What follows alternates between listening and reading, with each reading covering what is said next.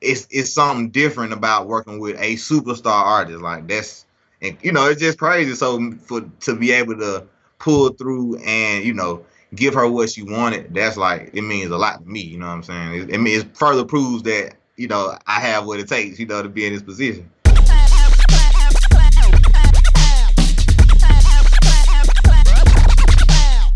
Peace, what's going down? It's DJ Payne 1 for BeatStars.com. Very, very, very excited to have a special guest today, producer by the name of J Reid, who's buzzing. If you don't know who he is, I don't know. You're not paying attention to social media. You're not paying attention to the news. Obviously, congratulations are in order. You've worked with artists ranging from Rick Ross, Lil Wayne, Lloyd, Webby, but you recently went platinum for the Nicki Minaj single Chun Li. Yes, Congratulations. appreciate that, man. I appreciate it, man. I'm so humbled to be in a position like this to, you know what I'm saying, show my talents off, man. It's crazy, man. You know what I'm It's a big saying? deal, bro. Go because it's not just you went platinum off a rapper's single. You went platinum off a single from an artist who's transcended music and has entered into the mainstream as an icon that Right. isn't just known for her music. She's known for her appearance. She's known for her personality. She's known for all these other endeavors outside of music. Definitely, definitely. And like you said, it's a trip because, like you said, it was just it wasn't like it just came out the blue, but how it happened, it was almost like a fairy tale, man. It was just like the universe knew that this is something I always wanted, something I always worked for, and shoot, like it was just handed to me in the most perfect way. Like people don't even know this. Like a week up until the week of us making Chun Li, my birthday, we finished the song. You know what I'm saying? So it's like 3, 4 days after that, it came out on Beats One Radio, and the rest is history, man. It's crazy. Okay, so I definitely want to dig deeper into the process behind that. But let's go way back because I read an interview that you did with Complex, that a rapper by the name of Brinks Billions, who's from New York, linked you with Nicki Minaj. Is that correct? Yes, it is. Yeah, yeah. My he's a long time friend. Like he's like an indie artist down here in Atlanta, man. He's been working so hard, and he was working with Nicki as well. And like you said, he had a song for her, and he was like, "Yo, I think I can get on this record." And he let her hear it. This was back in probably like April of last year. You know what I'm saying? He let her hear it, and she was like, "Yo, we down here dancing to it right now." You know what I'm saying? And that was the Rich Six beat, right? Long story short, like she flew me out, man. Introduced me with Brinks. He was there, and like you said, she brought me in the studio and was like, "Yo, I love your work, man. I heard like 3 beats, and all of them sound different." You know what I'm saying? And I would love to work with you, like, you know what I'm saying? So she was like, "What you want to do?" And I was like, "Shoot, I'm ready. Like, this would be the perfect opportunity because, like you said, me being a producer, working with all these different artists is like, it's something different about working with a superstar artist. Like that's, and it's just crazy. So for to be able to pull through and give her what she wanted, that's like it means a lot to me. You know what I'm saying? It further proves that I have what it takes, to be in this position. So let me back up. So Brinks is based in Atlanta, and you're also based in Georgia, correct? Yes, yes, yes. So I read he was from New. Is he from New York? He's from New York. He Okay. was. I met him in Atlanta though. Like I said, he might travel back and forth, but like I said, I met him originally here in Atlanta because that's where I stay, and I do a lot of my business here in Atlanta. So Have you and him have had a relationship for a while then? yeah, yeah, it was probably like 2 or 3 years prior to this situation. You know what I'm saying? I was working with him. I was making a lot of music with him first. You know what I'm saying? So that's really how it came about. He was like, "Yo, that beat is crazy. Like, let me see what I can do." You know what I'm saying? So she trusted him. He trusted me, and shoot, at the end of the day, we made history. You know what I'm saying? Almost. So it's like, it's crazy. It is crazy because I'm listening to you talk, and it makes it seem like it was just so simple to schedule a session with Nicki. So she just literally all it was you played the beat for Brinks. He liked it. He sent it to her. She heard it, and she flew you out almost immediately. Yeah, but at the end of the day, like you said, she probably heard a couple more beats from me that I didn't know about that he probably sent to her. You know what I'm saying? And from that, she was like, "Yo, I love your sound. Like your sound is just different." Because even the 3 or 2 beats that I heard, they don't even sound the same. Like they're totally different. You know what I'm saying? So have you always had that level of versatility? Because I definitely I listened to your SoundCloud, and comparing what I heard on the SoundCloud versus the Chun Li record and versus the Princess record, Right. they all sound very different. Right. I feel like maybe the stuff on your SoundCloud is more what we would expect from a Georgia-based artist, but you're Right. still pushing the envelope a little, still a little experimental. It's because like you said, basically a lot of people don't know that I was in the band from 6th grade to 12th grade. You know what I'm saying? So like everything that I do is musical and it has something to do with music because that's what I really half of my life was revolved around when I was younger. You know what I'm saying? So and I started producing when I was 13.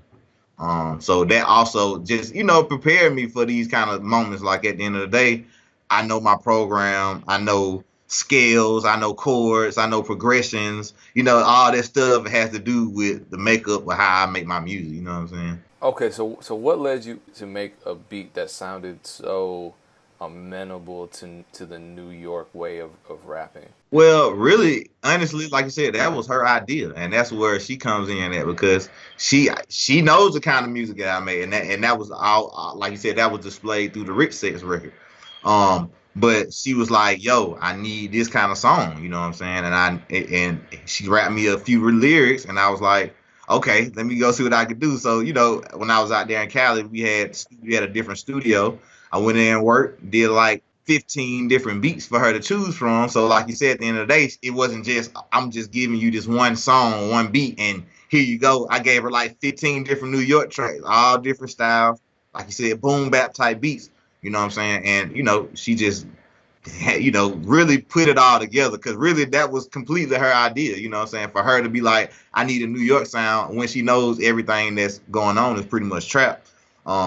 That was like to me, I was like, she calling me out. You know what I'm saying? So I really had to show what I was about at that point because if I didn't deliver, I would have probably been sitting back home. You know what I'm saying? And somebody probably else would have had the opportunity. So, like you said, really, it was just a show and prove moment. So you were out there working in another studio. Do you typically make beats just on a laptop? Is that what you had, a mobile setup? Yeah. I had a setup, but I was also in the bigger studios. I had the big speakers in the wall, the whole nine. You know what I'm saying? So it was a really nice setup. But at the end of the day, yeah, I work on my Razer laptop. All right, let's talk about the actual Chun Li beat. I saw the producer grind video that you did. Shout out to producer grind. And you broke down the Chun Li beat, and you actually called it, and I quote, pretty simple. You said, "In the whole song, it's only two sounds, so that should tell you that it ain't just about the beat. It's also about the artist." So how did you learn to make beats that were simple but left space in for the artist to do their thing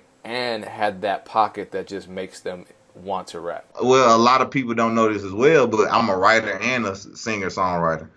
So at the end of the day, like I might make a few songs for myself. Like on my SoundCloud, I got an EP with me singing and rapping and making all the beats. You know what I'm saying? So at the end of the day, people can understand. Like, yeah, I don't just make beats because a lot of beat makers.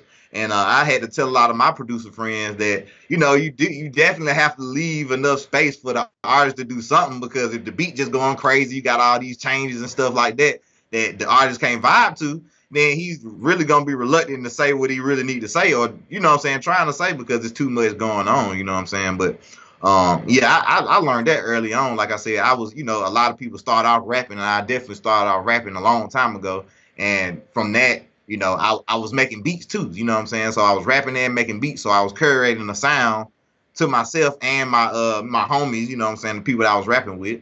And shoot, it just carried from there, man. I've been doing it so long. So now, like you said, if she giving me a couple bars off a song that she wrote in her head, it's nothing for me to like, okay, let me just do this right here and see what she do or see how she react. If I need to go back and add more to it, then I'll do that. Okay, for the people watching it that are curious to hear this project, how do they find it on SoundCloud? The SoundCloud project is called Champagne.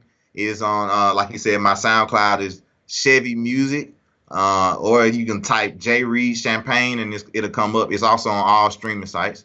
But like I said, it'll actually display my full talent as a songwriter and a producer. You know what I'm saying? But also just another heads. I'm making a debut of my first artist, Beja Rodriguez, who just released the EP named Take 3 in May, which went number 6 on iTunes charts. Independent as well. So like you said, it's a lot of stuff I'm excited about, man. You know what I'm saying? So after the Nicki Minaj records dropped, you received a lot of really good PR, Complex, Double XL, etc. What did you do to make the most of that opportunity so as to bring more attention to your brand as a producer? My first thing was the producer grind. Of course, I got a couple of more, things lined up, but my first thing was to get back to the producers. Like those are the people that really seek the advice or the info from somebody like me. So I was like, let me get back to them, because I also did a lot of articles when it first the Chun Li came out. I did the Rolling Stone, I did the Vibe, I did Double XL. So I'm also like, to me, my main focus is, definitely creating my brand and building my brand, but also staying aware that in the music game, you still have to make music. You know what I'm saying? So at the end of the day, my job is to, continue to stay hot, continue to stay relevant. You know what I'm saying? Why, like you said, why the iron is on me, let me continue to stay in people's faces.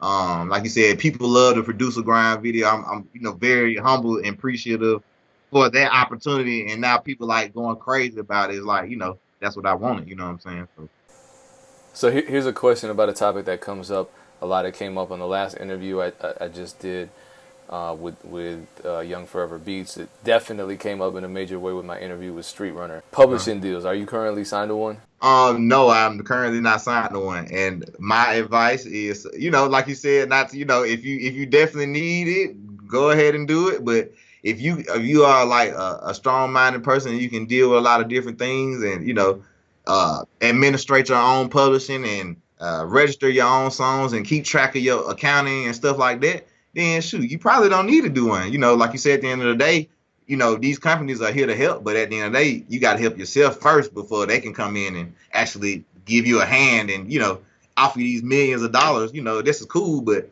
at the end of the day, you want to make sure you're pretty straight and forward with the stuff that's coming in. Like, you want to make sure you don't really get tied up in a lot of stuff, man. I ain't gonna lie. I mean, I assume you had a few or maybe more than a few offers come your way. I got some now, you know what I'm saying? But like you said, it's just I'm not reluctant to just jump to it because I know, it's gonna be money, and that's a lot of people are influenced by the money. But I'm here to tell y'all, I didn't, like cut down a couple deals because money is not my main influence. My main influence is longevity and being able to do this for 10 to 20 years and create a stream of artists coming through under my label, you know what I'm saying? Or like you said, under somebody like Nicki, you know what I'm saying? Like just coming behind that and creating a longevity instead of just, oh, I got these 5 songs, let me just bank off that and just go get me a Lamborghini and a house in Miami and be done. You know what I'm saying?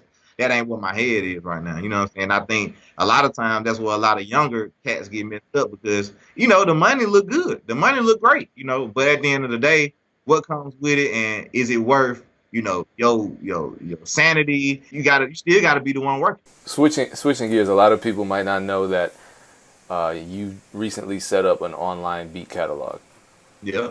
and Yeah. that's through BeatStars, of course. Yes, it is. And my question to you is, with the whole industry versus internet conversation going, and given that you just had placements on probably the most talked about major label album of the quarter, what Yeah. made you decide to start selling beats online?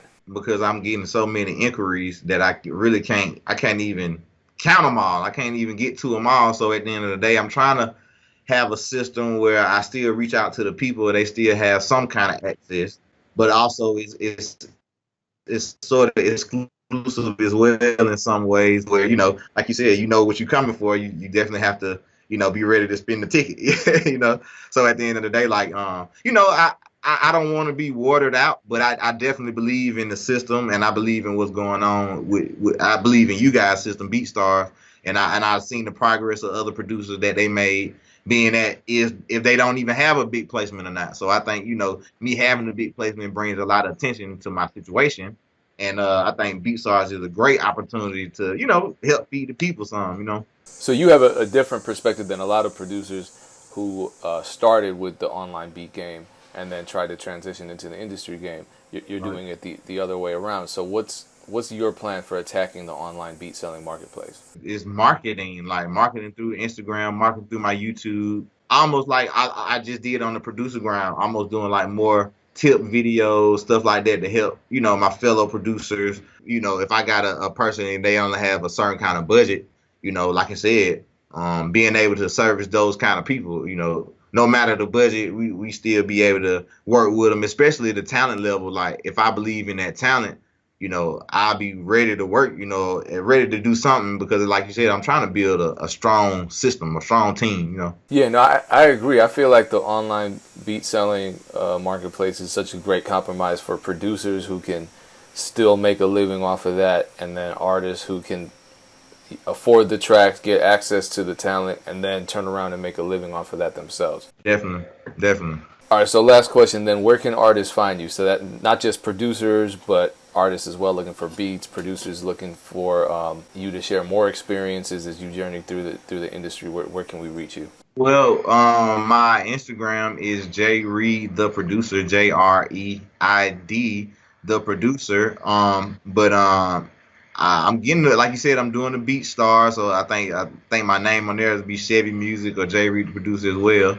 And email is Chevy Music CheviMuzic universe, spelled straight out, Chevy Music Universe at gmail.com. That's like a submission link that anybody can submit their records, writers, whatever, inquiries, whatever. So like you said, that's different ways you can get in touch with me. More so the Instagram because I can see it faster. But and I can have somebody kind of go through it as well. So definitely hit me up.